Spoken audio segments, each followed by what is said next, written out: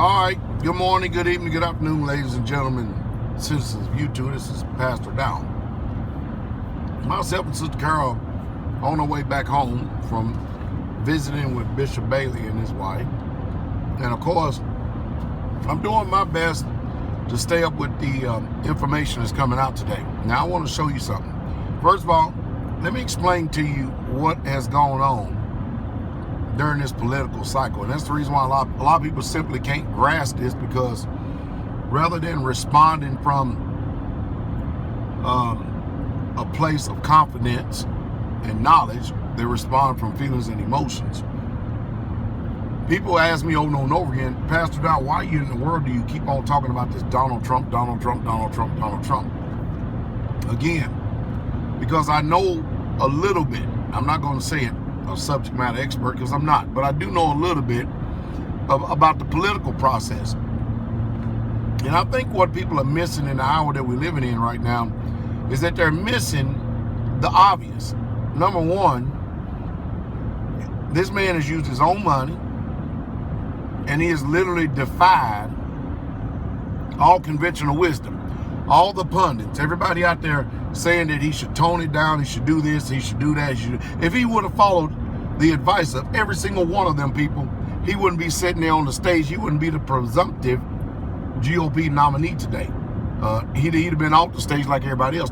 But there's another thing that people need to pay attention to.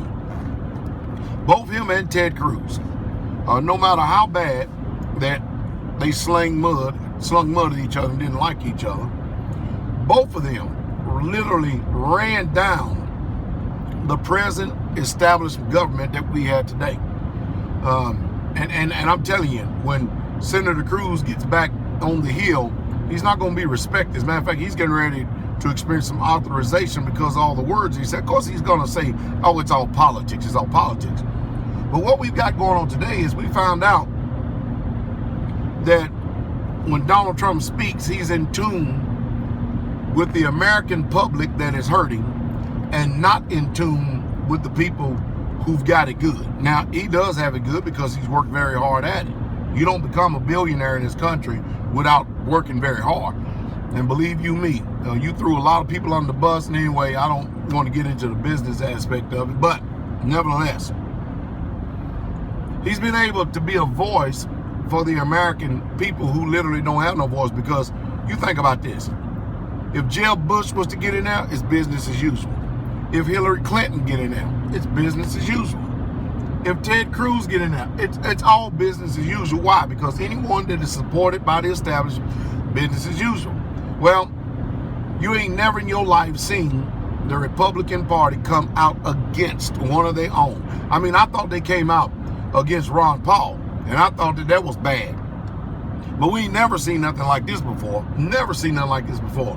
Proving that he's outside of the scope of the establishment. You know, the bottom line is he's been right in all of his political choices and decisions by not listening to these people and stuff. He speaks just like a man and not when he sissies. And that is the truth. But I tell you, he's going to have a hard road to travel when he becomes president to deal with the likes of the wicked people in this world. Because, I mean, check this out. The hypocrites that they are. George Bush Sr., 91 years old, the 41st president of the United States of America. And then George Bush the third or junior, whichever one he is, but he was the 43rd president of the United States. Check this out. They both Republicans. And look at this. Now they're jumping ship. But they expect all you people to remain good old GOP supporters and stuff. Look at the hypocrites. In other words, they start crying like little babies when old Jebby couldn't get the nomination. And they've taken things personally. In other words, if we can't have it our way, we're not going to have it no way at all. And you're going to watch a lot of these Republicans jump ship and go over to Hillary Clinton. You know why? Listen to me, people. Because to them, this is not about Democrat and Republican. Never has been. And not on their watch it hasn't and never will be. This is about keeping the rich establishment in place so they can continue to keep gutting this country and running it down while they're lining their pockets. That's what this is all about. And since Hillary Clinton is $300 million rich by the establishment, and she is an established pundit, ready to do the high price bidding of whatever her makers say, and they know that Trump is not going to do that. At least that's what it says right now. At least what he says right now. They're running scared, literally running scared. I mean, it's something. And now you got people that don't even want to interview him now. I mean, this is going to be something else. You're going to watch the small group of people who have been ruling this world all this time. They've lost their grips. They can no longer deceive the American populace. And guess what? Can you believe it? I often say that the vote don't count. And your vote, I still don't believe it counts. But did you hear all the rhetoric that they put out? Talking about they was going to a contested convention and they was going to get the delegates, and then the delegates actually even spilled the beans by saying that, hey, people, your vote don't count. It's the delegate votes. I mean, all kinds of information came out about this election. So guess what?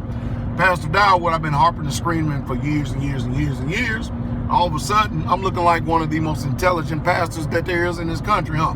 Again, because I told you the truth. And here it is again. And now I wonder how many people still hating. Well, people are mad and people are upset. I don't blame them. You got a right to be. But you're mad and upset at the wrong people. And know this, in this world, you're not going to get everybody to agree with you on everything. They're not going to do it. The number one main reason that I've discovered, the reason why people would not agree with you on everything, is because they are too afraid. If you are touting that you know the truth, if you're touting that your facts are truth, and you can prove it, the only reason why people will not investigate is because they are fearful and afraid of change, and they're afraid of being wrong, and saving faces become a high commodity for them, more so than the truth. And that is the only reason why they will continue to hold their position, their staunch position, and totally deny the facts. You get it in the religious arena, you get it in the political arena, you get it in all different social arenas, you get it in the economic arena. Hey, people just simply are afraid of truth. And the reason why they're afraid of it, I'll echo it again, is because they're afraid of change. They're fearful of change. And they become comfortable with living lies. And that's what's happened in this world that we're looking at today. But anyway, hey, we're on our way back home. I just thought I'd go ahead and say that. But it is hypocritical of George Herbert Walker Bush, whatever his name is, George Bush.